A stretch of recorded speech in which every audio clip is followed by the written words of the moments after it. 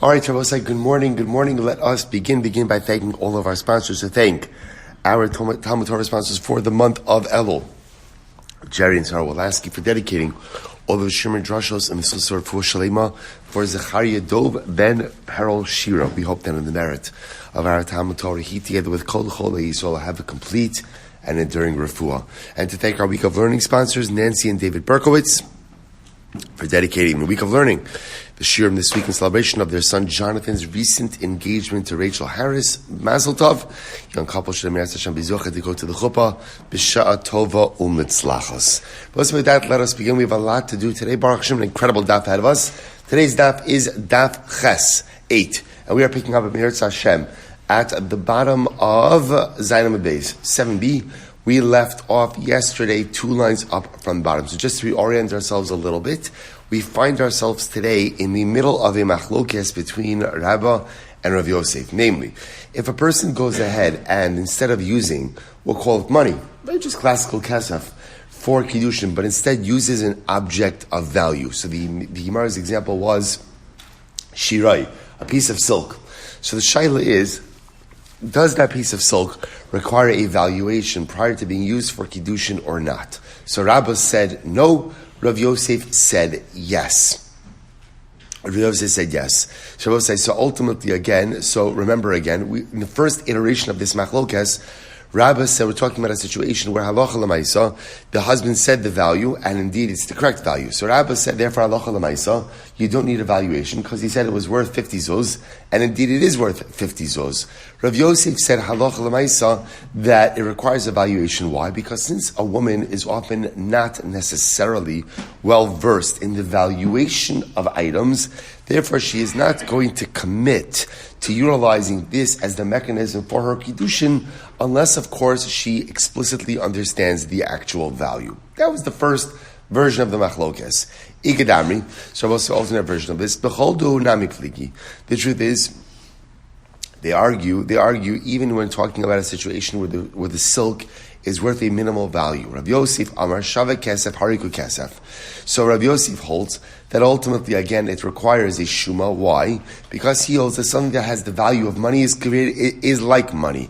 Ma Kesef, the kids, the kayitz, just like money is a quantified, defined amount. Tap of ches, Af Shava Kesef Nami Kikesef. Af Shava Kesef Nami the kayitz. So to something that has the value of money also has to have an explicit value.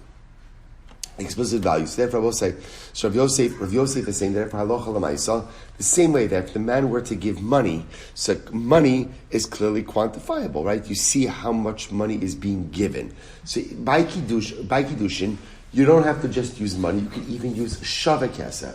You can even use something that has the value of money. But just like money is clearly quantifiable, so to that which is used like money, i.e. shava kesef, an object, also has to be clearly evaluated and quantifiable. Rav Yosef Rav Yosef said, from where do I know this? There was actually an interesting drasha here. The sign that we learned, mikesef miknaso.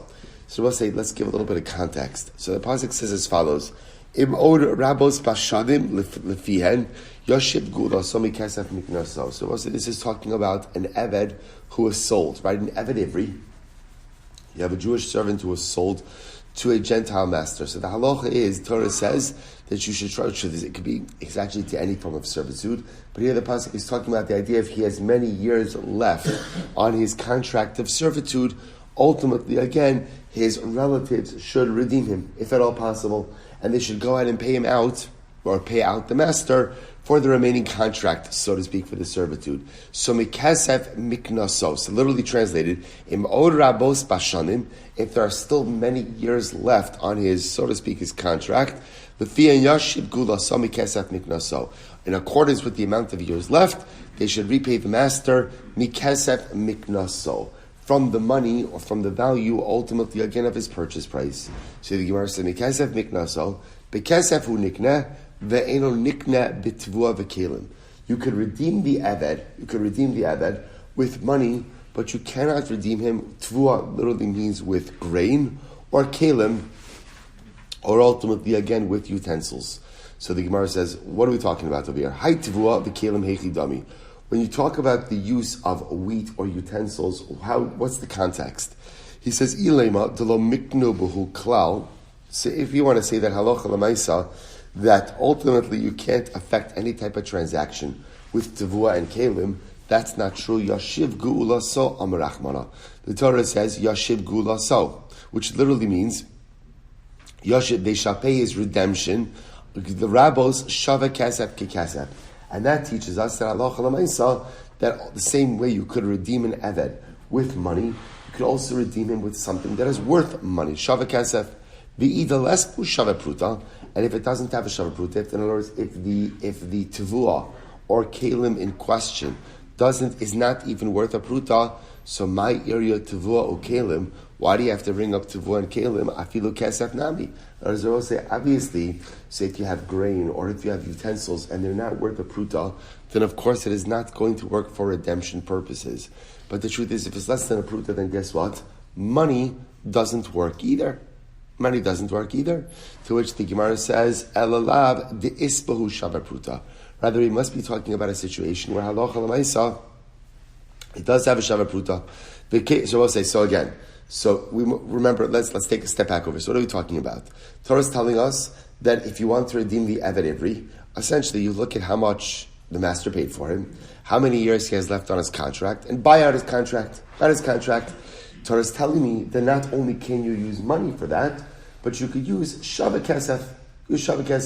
But the Brisa said you can't use grain or utensils. So what's the case when you can't use grain or utensils? If you tell me it's not worth a pruta, okay, so you can't use money that's not worth a pruta either. So it must be that it's worth a pruta. But if it's worth a pruta, why can't you use it to redeem the Eved Ivri? And the answer must be Elalav the Kevan de lo Kaitzi.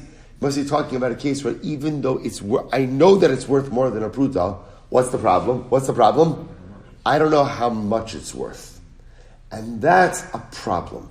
When you don't know how much something is worth, the Kevan de lo Kaitzi, low. And therefore we'll say, so what you begin to see is, yes, halacha l'maisa, you could go ahead and you could use items that have the value of money to affect transactional realities. But when is that so? Only if you know how much that Shava Kesef item is actually worth. Now let's remember again, who's bringing all of this down? This is Rav Yosef. Right? Rav Yosef is the one who says that even if you know you have an object that is absolutely worth more than a Shava Pruta, if you want to create transactional realities with it, it is going to require evaluation. So you want to be Mekadosh with a piece of silk? Is the piece of silk worth more than a Pruta? Is it worth more than a Pruta? Of course. But you need to know how much it's worth. You need to know how much it's worth in order to affect a transactional reality. So the Gemara says, so this is Rav Yosef, this Brisa by Eved Kanani is Rav Yosef's proof to that reality. The other opinion, i.e. Rabbo, will say, the Idach, Hachi Kamar. Now I'll just point out over here, if you take a look at Rashi, Yoshiv Geula So, it's 3 lines down from the top, Rashi says, Yoshiv Kra Yiserahu, the Matzi Lemichtav Lefien Geula So, L'Rabbo Shava Kasef, Le'inyan Pidyon. So I'll say, so remember again, just going back for just a moment, the phrase Yoshiv Geula So is actually an extra phrase. That's where we learn out Shava Kesef Ke Kesef, that you could even redeem the Eved, not just with money, but even with something worth money. Now Rashi just points out, and this is interesting because this is going to be our next sugya, the Chevan de Mifrak Bey, Iknuye Nami Makne Bey, Dichsiv Gula, so Mikesef Miknaso. Now we're going to see, because the Gemara is going to make this switch in just a moment, whatever you could use to redeem an Eved, obviously could also be used to purchase an Eved. Right? By Kiddushin, by Kiddushin, correct. But by Eved, just a moment, whatever could be used to redeem an Eved, obviously could be used to buy an Eved in the first place. Good, so let's go weiter. So the verse of Idach, Rabbi will say, Hachi Kamar, B'toras Kesef Nikna, that ultimately again an Eved Ivri can be purchased B'toras Kesef, Ve'in Nikna B'toras Tavua V'kelim. So Rav Yosef will say, no, what does the Pasuk coming to teach me? Pasuk is coming to teach you that an Eved Ivri can be bought B'toras Kesef, right, with ultimately again with money, or with things in the parsha of money, which could either mean money itself or something worth money. Ve'in nikna b'toras tavua okelim. But an Evet Ivri cannot be bought, literally again, within the framework of Tevuah and Kalim. What does that mean? Umaynin who? Chalipin. Very, very interesting.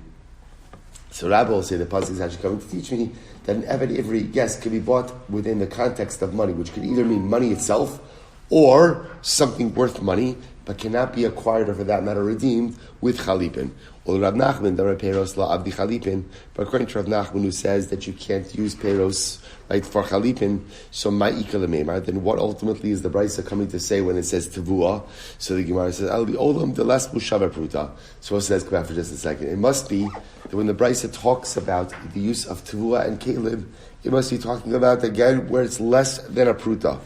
The Amrit, my area tevuah v'kelim, afilu kesef nami. And now what you said before, well, obviously, if the tevuah or kelim are not worth a pruta, so Rabbi say goes without saying that they can't be used to go ahead and redeem the Evet Kanani. Because obviously, even if you have money that's less than a pruta, Evet Ivri, obviously if you have money less than a pruta, it can't be used for that reality as well. To which the Gemara says, you're right, Lomi Bai Kamar.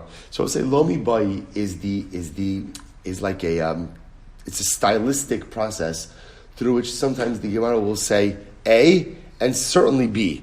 Right? Not only do you have to say B, but A also. So the Gemara says, Lomi Bai Kamar, Lomi Bai Kasev, di ispe shava pruta in, ein lo lo. So it goes without Kasev. It goes without saying that Kasev, if Kasev is worth a pruta, then it could affect transactional reality.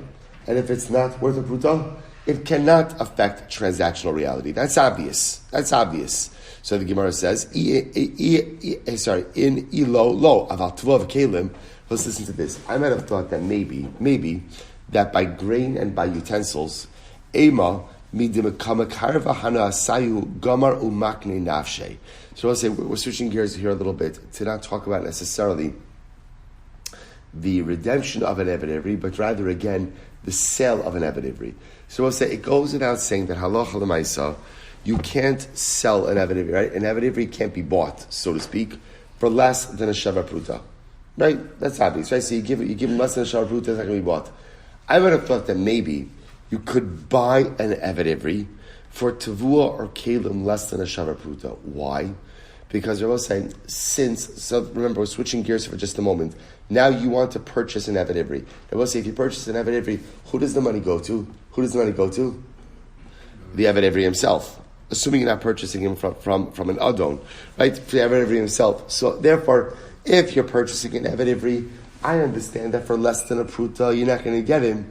But maybe if you go ahead and you're using tevuah and kalim, even if it's less than a pruta, maybe since there is instantaneous benefit that accrues to the Eved, maybe he'd be willing to commit to such a transaction, even though it's worth less than a pruta, because he's going to get how is he going to get instantaneous benefit? He's getting grain.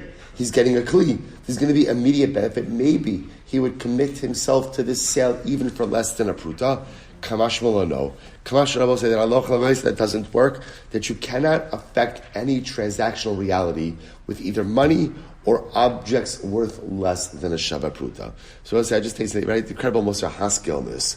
What's the Mosar Haskell site? That what we're willing to do for instantaneous benefit, right? That's it's one of the greatest nisyonos of our contemporary generation, right? So we live in a time of instantaneous benefit.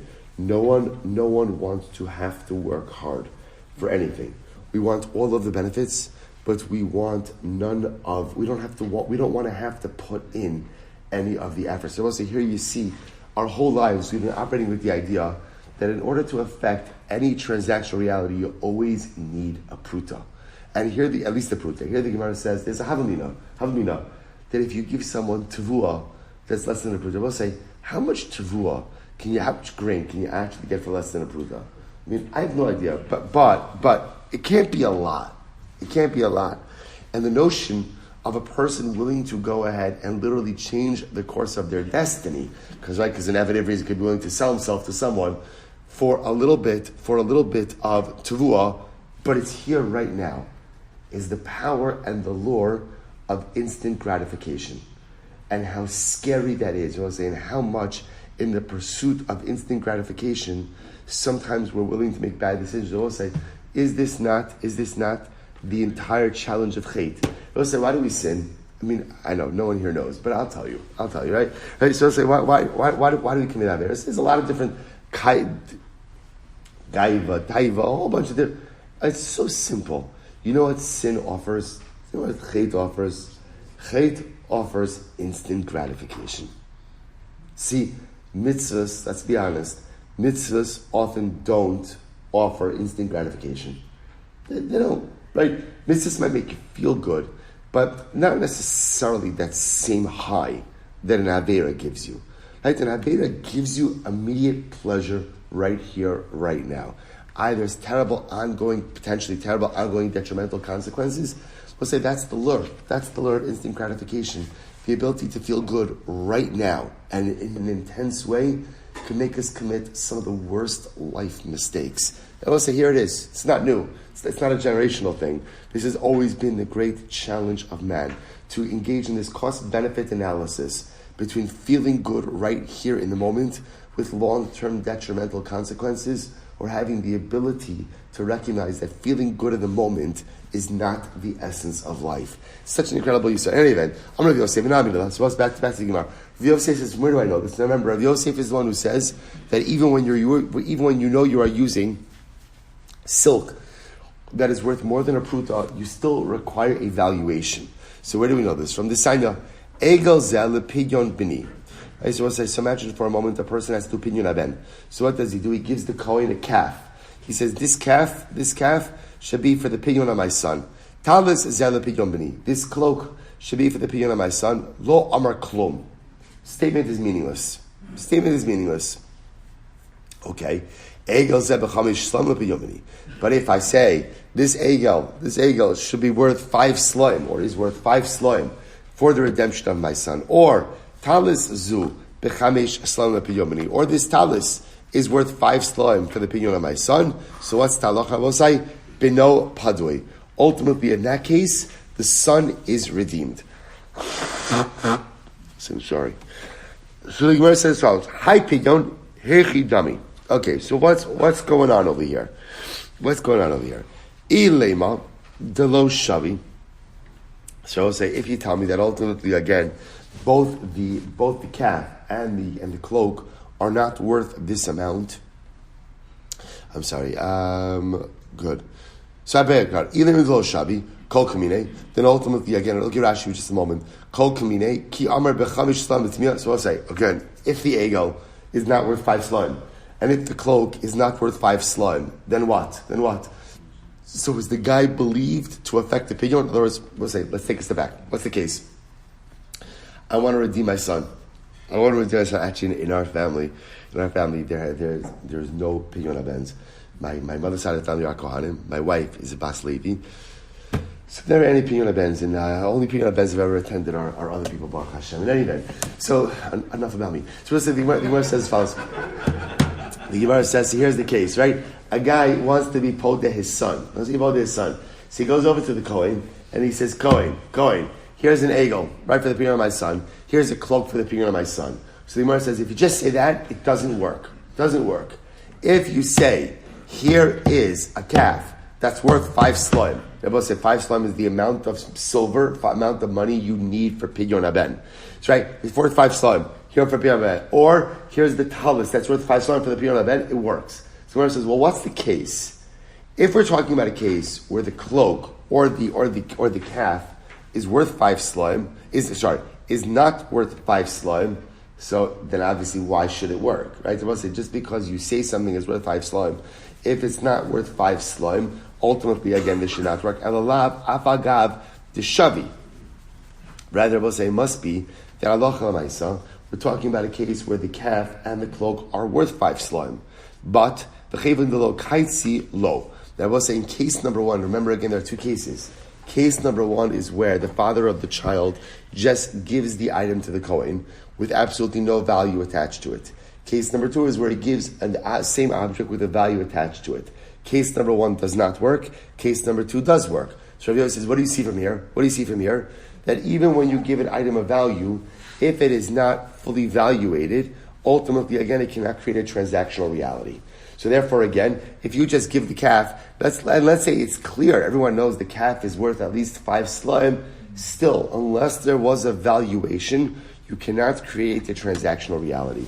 To which the Gemara says, lo, the olam de lo shavi. No, I will say that's not the case actually.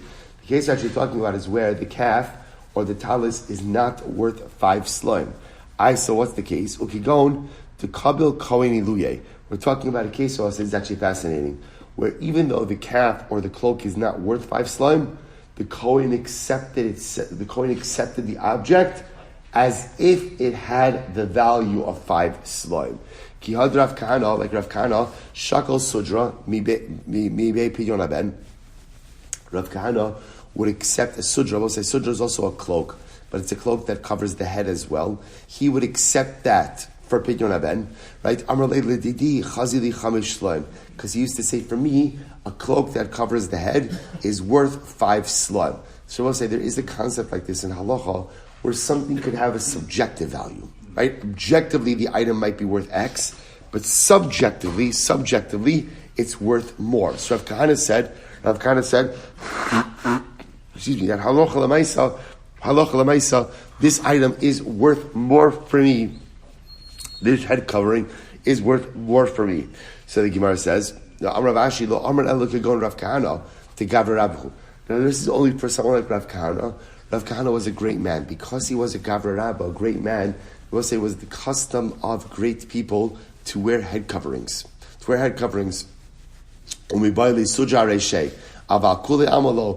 everyone else, this would not work. Now we'll say, the truth is, a head covering might not work, but conceptually, the ability to go ahead and say that something has a heightened intrinsic value for you. This item represents something. We'll say, right, the world is filled with things like this, where an item that may be worth X for you, but X plus Y for me, for whatever the particular reason.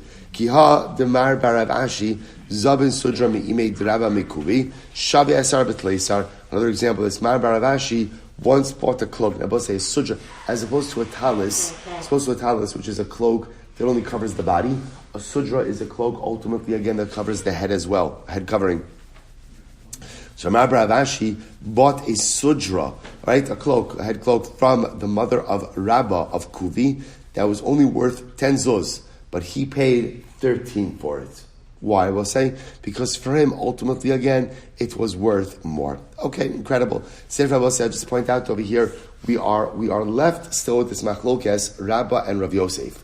So what do you do if you're using an object that clearly has a heightened value? It absolutely has a heightened value, but it hasn't been assessed, hasn't been evaluated. So does that work for Kiddushin purposes? So as I'll just mention to you, so the Rambam over here says, that halacha l'maisa, Amar Allah, this is in Hilchos Ishos, Perek Zayin halacha yurches, Amar Allah Hari at mikudeshes li bebegadim elu, shein shavin chamishim dinarim, vayu shamesh kiyotze ben sheishim s'avalahem. So listen to this. So we'll say, halacha l'maisa.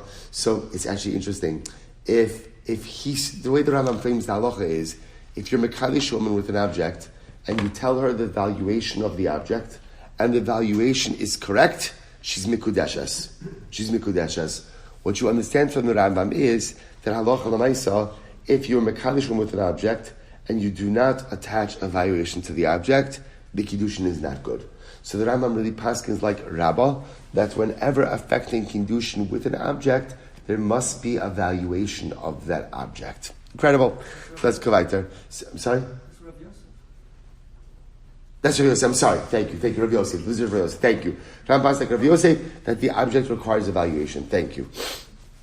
So the Gemara says as follows. The Gemara goes right to Amar Rabbi Lazar, his kashli b'mana. Listen to this case. A man says to him, "Mikam mikudeshes to me with the mana. Mana is a certain amount of money.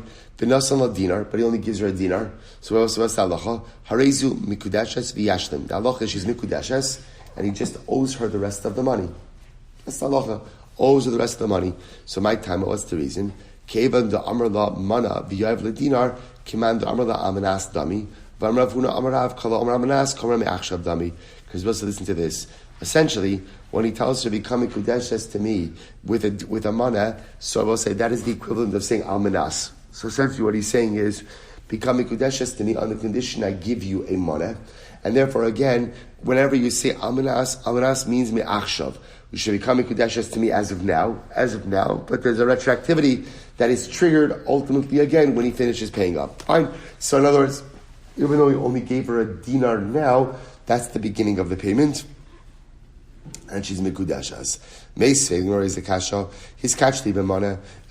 If he says to her, become mikudeshes to me with the money, v'haya mona v'holech, and also now he's counting out the money. The ratza echad mehen lachzar, if one of them wants to renege, afilu b'dinar achron, even in the last dinar, harashus biyado. Ultimately, again, they have the ability to renege. So we'll say it contradicts each other. In the first case, you said, when a man says to a woman, become mikudeshes to me with a mana, as soon as he gives her a dinar, ultimately again, mikudeshes. Now what you just said is if a man goes ahead and says to a woman, become mikudeshes to me with a mana, and he's counting out, right? He's paying out the mana, right? 1 dinar, a second dinar. Either of them have the ability to renege until the mana is fully paid off. So which one is it? So we'll say, what's the case of Raisa? The case of Raisa is where he says to her, become mikudeshes to me with this mana. There's a difference between saying, become mikudeshes to me with a mana or this mana. A mana becomes the case of amanas, on the condition. And therefore, once the first installment is paid, the Kiddushin is chal, and again, it's fully chal, ultimately retroactively. As opposed to mana zu, this mana, her das, is only to become mikudeshes when she receives the full amount. I need the seifa b'mana zu, reisha b'mana stam. So we'll say, if the first case is talking about mana zu, the seifa, the second part of the brayso, is talking about mana stam, a regular case of mana. The katani seifa, what's the seifa case? Amala is kachli b'mana zu, b'nimtza mana chaser. If a man says to him, become mikudeshes to me with this mana, and it turns out that it wasn't a full mana, it was a mana chaser, or the mana chaser dinar, or dinar shal nechoshes, or included in that money was a copper dinar. So what's the halacha? Eina mekudeshes. Ultimately, again, the Kiddushin is not good. Dinar ra. What happens if it turns out that there was a dinar ra, bad dinar? We'll see what a bad dinar is in just a little bit. So harizim mekudeshes v'yachlif. The Kiddushin is still good, but he has to swap out the bad dinar for a good dinar. Excuse me. To which the Gemara says, Shabbos says, what's going on over here? Because again, we just said before that this would be a case of monastam. To which the Gemara says, lo, Reisha b'Seifa, both the Reisha and the Seifa are talking about a case, the Amar b'mana zu. So we'll say both Reisha and Seifa are talking about mana zu. Uperushe kamefarish, and one is coming to explain the other. Ratza acha mehen lachzar, afilo b'dina achar shus biyado. We'll say in the case of, remember, what's the case of mana zu? When a man says to a woman, his kachli b'mana zu, become a kudesh is mana zu. We'll say, when is the Kiddushin chal? When is the Kiddushin chal? After it finishes paying her the entire money. And therefore, if at any point in the course of this process, either of them want to renege, they have the ability to do so. Keizad, kigon the amar la b'mana zu, v'hachanami mistabra, tisagdai tchareisha b'mana stam, because if you were thinking the beginning is talking about a mana stam, hashta b'mana stam lo havi kiddushay. I will say, if mana stam doesn't work to create kiddushin, then it goes without saying manazu is not going to work either. To which the Gemara says, Im yishum ha lo irya. If Rabbi said it was because of this, that wouldn't be a good raya. Tana seifa leguluye reisha. Ultimately, again, we can see the Tana is teaching the seifa to shed light on the reisha. Meaning what? Shalotomar reisha ben manazu. Don't think that the reisha is talking about a case of manazu. I'm sorry.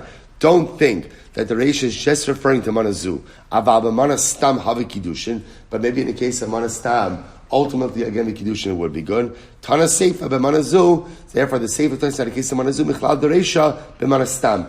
The Reisha is still about Manastam, Bafi Lohaki, Lohavi Kiddushin, but nevertheless again the Kiddushin still won't work. Okay, so I'll say, so Ravashi Amar, Mona v'Holich Shiny. So I'll say, Ravashi says there's a difference between a case of a man who says to a woman, ultimately again, who says to a woman, his kachli b'mana, and then gives her a dinar, versus a case of a man who says his kachli b'mana, and is paying out the dinar. So he's paying out the mana. He says, mana v'holech shayni d'daita kulei. When he's paying out the entire amount, now, halacha l'maisa, her das is only to commit to the Kiddushin until she receives the entire amount. To which the Gemara says, fine. So, Hai Dina Shal Nechoshes Hechidami. So, remember again, the Brisa quoted cases, ultimately again, where the Kiddushin would now work. For example, he says to become Mikudeshes to me with this mana, and included in that mana is a dinar of Nechoshes, a copper dinar. So, what's that case? Idi Yadaba, if she knew there was a dinar of Nechoshes mixed in there, Sarah Kibla. Ultimately, again, she accepted it. To which the Gemara says, the Kibla, what's the case? He was giving it to her at night. So at night, she wasn't able to discern that mixed in there was a dinar nechoshes. The other possibility is, ultimately, again, she found it mixed in with the other zuzim. So the Gemara says, "Hi dinara hechidami." What's the case of dinara? So idalo nafik. So we'll say if it's talking about a dinar that can't be used for commerce, so hainu dinar shel nechoshes. That's the same case as the copper dinar. Amra papa kigon din nafik ayidei adchak. So what's the case of a dinara? Ultimately, again, as a dinar that could be used, but really, al yidei adchak means it's the type of currency that can't be used freely. Could only be used in very specific circumstances. So ultimately, I say, interestingly enough, dinara would work because at the end of the day, it's still currency, as opposed to dinar shel nechoshes. That really doesn't really have the equivalent. That doesn't really have the status of currency at all. So I will say, what's the bottom line with this? The bottom line I will say is that there are two different cases: hiskat sheli b'mana versus hiskat sheli b'mana zu. Hiskat sheli b'mana. Man says, "You come mikudesh to b'mana." Once he gives her a dinar. What's the halacha? Mikudeshes. Why? Because it was essentially, we view that, as we said before, as a case of al-minas. That's saying essentially, become mikudeshes on the condition I give you a mana. As soon as he gives her some unit of currency, Kiddushin is affected, but of course it's not fully concretized until he goes in and gives her the entire amount. That's different than saying his kad shili ben mana zu. When he says to become mikudeshes ben mana zu, when does the Kiddushin take effect? When is it right? When he fully pays out the money. Incredible. Amar Rava, Amar Nachman. Amar La. Interesting case here. Amar La, a man says to a woman, right? Reuben says to Rachel, his kachli b'mana v'niach la mashkon aleha eina mikudeshes. Interesting case. Reuben says to Rachel, become mikudeshes to me with the mana. And I will say, what does he do? He gives her collateral. Now I will say, we're going to see that in the world of collateral, there are two different types of collateral. There's a type of collateral that essentially is, hold on to this as a sign of good faith that I'm going to pay you. But you can't keep the collateral. And then it's that collateral that says, in the event that I don't go ahead and pay you what I owe you, then what? You can keep it. Then I will say, the first type of collateral is not like mammon. It's not like money. Really what it is it's just, yeah, it's a promise. In other words, promise, and I'm backing up the promise by letting you hold on to an item of value. The second type of collateral is actually mammon. So I will say, in this case over here, Reuben says to Rachel, become mikudeshes to me with a mana. But he doesn't have a mana on him. So what does he do? He gives her his Rolex.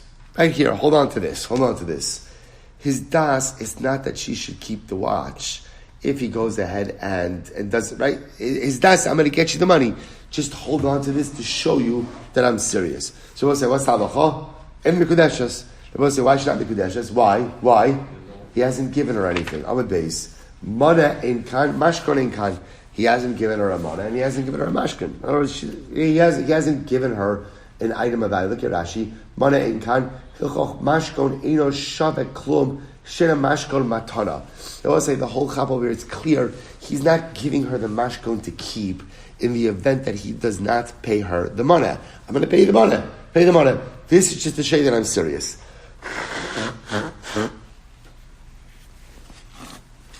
Okay, so let's go back to it. So Rava is the kasha to Rav Nachman. So kidsha b'mashkon mikudeshes. I will say 1 second, but we learned that if a man has mekadesh woman with a mashkon, with collateral, she's mikudeshes. So 1 second, you see that a mashkon does work. So what's going on over here? To which the Gemara says, no. Hasam b'mashkon dachirim. That's talking about other people's collateral. What does that mean? We want to say to which, so take a look at Rashi. So mashkon dachirim, before we go on, shahaya biyado, the kidsha bechov sheyesh lo alav hilchach mekudeshes shamashkon atzmo karela. Oh, we'll say, watch this. Imagine the following situation, right? Ruvain lent $1,000 to Shimon. So what did Shimon do? Shimon gave Ruvain a mashkon. And I will say, the halacha is, we're going to in just a moment, that when you lend someone money and they secure that debt with the mashkon, who owns the mashkon? Who owns the mashkon? The creditor. The creditor. And therefore, I will say, halacha l'maaseh, now what happens? Ruvain takes that mashkon and he's mekadesh Rachel with that mashkon. To which the Gemara says, that's a case that'll work, because since a Baal Chov, ultimately, since the creditor owns the mashkon, therefore, halacha l'maaseh, when he uses this to affect Kiddushin, he ultimately is using an item of value to affect Kiddushin, and it works. The Gemara says, Rabbi Yitzchak, how do I know that a creditor actually acquires a mashkon, a collateral? Shene'emar ulechot yetzdaka. So remember again, this is talking about a very specific case where you lent money to a poor person, and the only thing that the person has to pledge, the pauper has to pledge as collateral, is, if you can imagine, like his pajamas. So what do? What does the Torah tell you? At night, give him back his pajamas so he could use them, right? And then the next morning, I'll give them back to you. And this will be thought of for you as an act of charity, an act of generosity. So the Gemara says, the only reason why it's considered to be an act of charity and generosity by me, the creditor, is why? Because I own the mashkon. See what I say? If I didn't really own the mashkon, then giving the pauper back that which really belongs to him is not an act of generosity. Right? Why is it called tzedakah? Because since I own it, technically speaking, I'm allowed to keep it. But halacha l'maaseh, I'm performing an act of generosity by giving the pauper back which really belongs to me. So you see from here that halacha l'maaseh, a creditor acquires collateral. I will say, this happens to be a bit more complicated than the Gemara is making it out to be now. The notion of whether or not a Baal Chov is kona a mashkon is a big discussion halacha.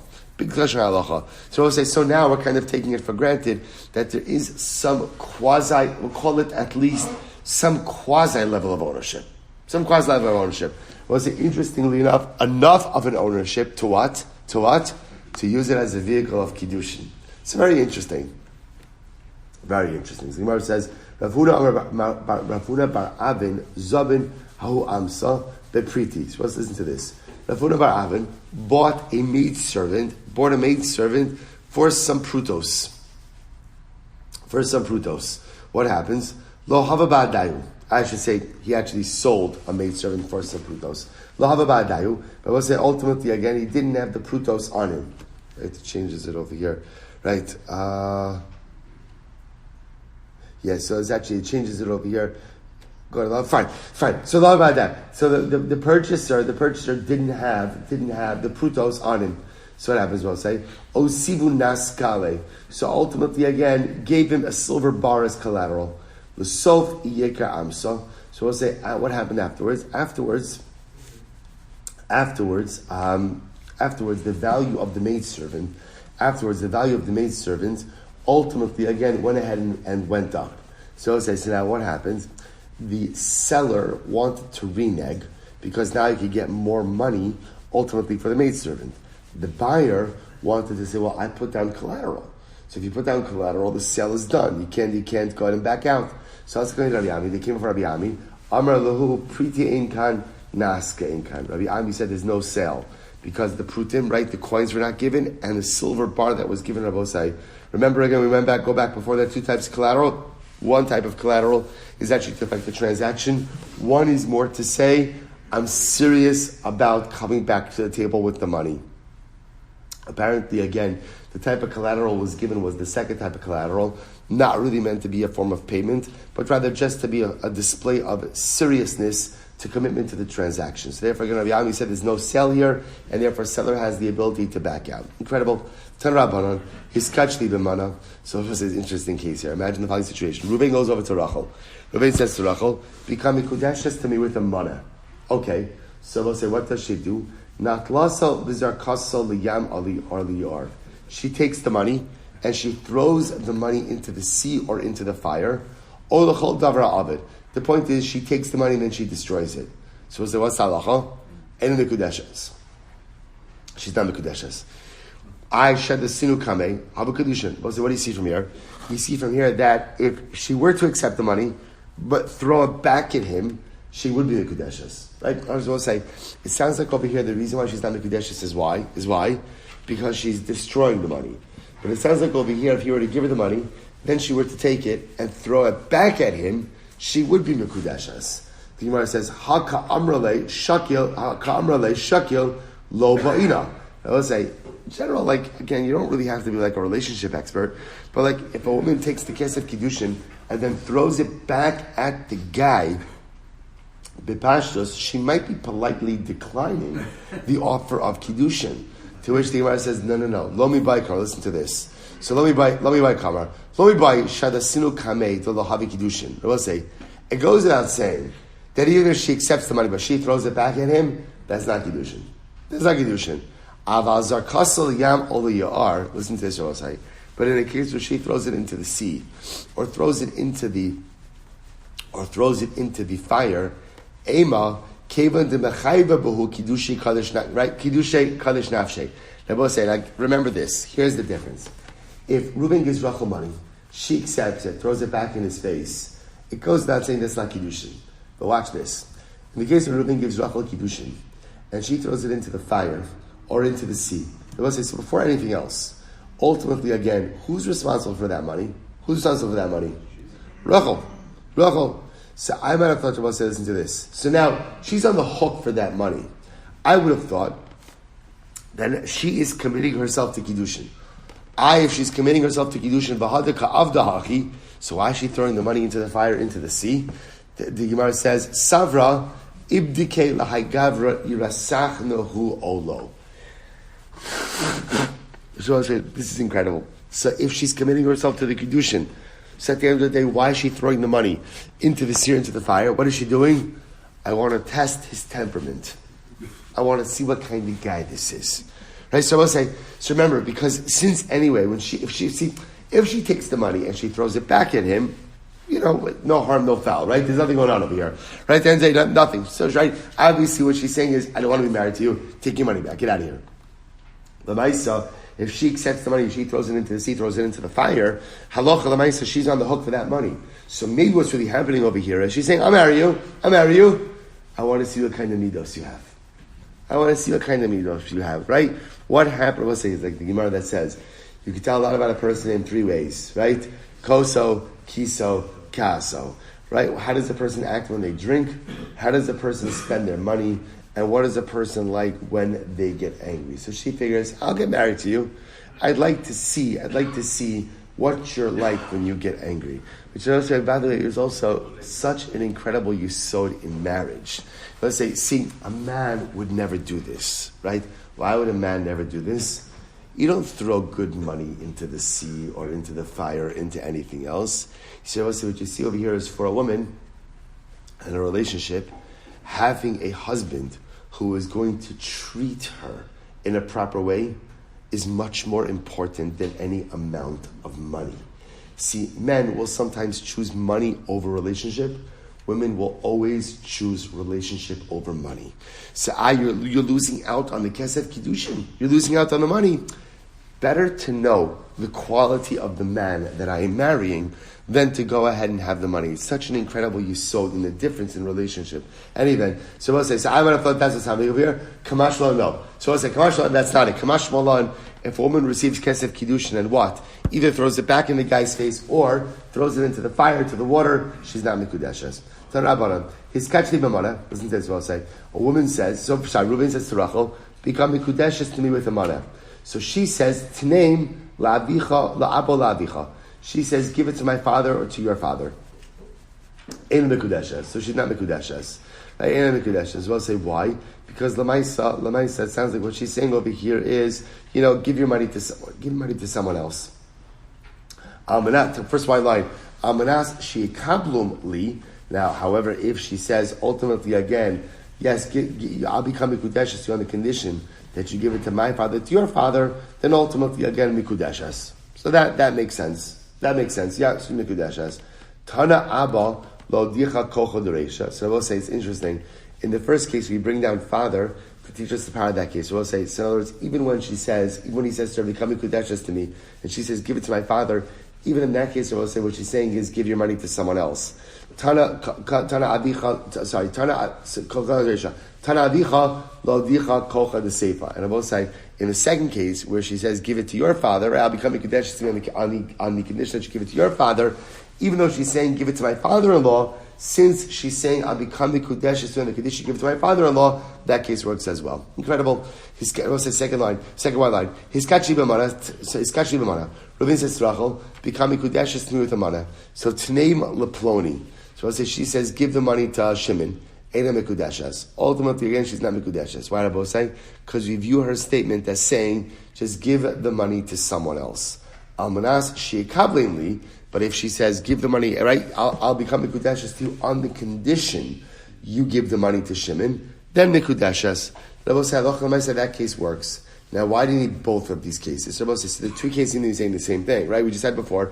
If he says, accept this money, she says, I'll become Mikudeshes on the condition you give it to my father, to your father, she's Mikudeshes. Same thing. If she goes in and she says, I'll become Mikudeshes to you on the condition you give it to Shimon, she's Mikudeshes. So why do you need the same cases? Tzricha.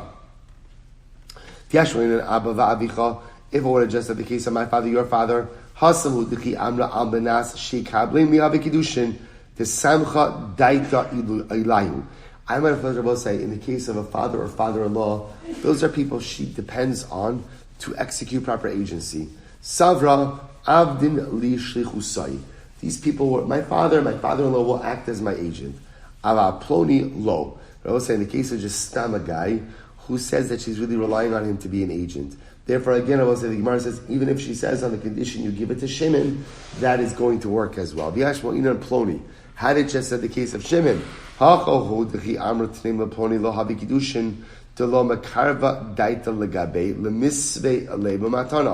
will say, I might have thought that maybe stam, where she says, give the money to Reuven, right? He gives her a mana, and she says, give it to Reuven.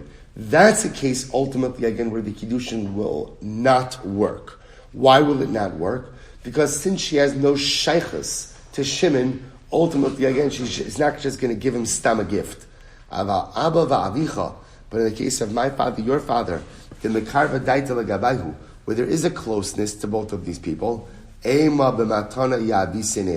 she's willing to give it to them as a matana. Therefore, I will say, I need to teach you, no, there's no matana in this case as well. So I will say, what comes out bottom line is the following case. Where Reuven says to Rachel, become Mikudeshes to me with a money. Right? If she says, give it to my father, your father, Shimon, Saloch Lamais, again, in those type of cases, in a Mikudeshes. Because it's viewed ultimately again as if she is just kind of like putting him off. If however she says, if however she says that ultimately again, give it to my father or your father, give it to my father, your Amanas Sheikablu, and they'll receive it from me. So whether she says my father, your father, or ultimately again Shimon, but she explicitly articulates that Allah Lamaisa, they're going to receive it on my behalf, ultimately again, it does work. It does work. Incredible. Alright, we'll stop over here for today. Shkoyach, again. Good daf. We'll pick up in the next price tomorrow. Incredible.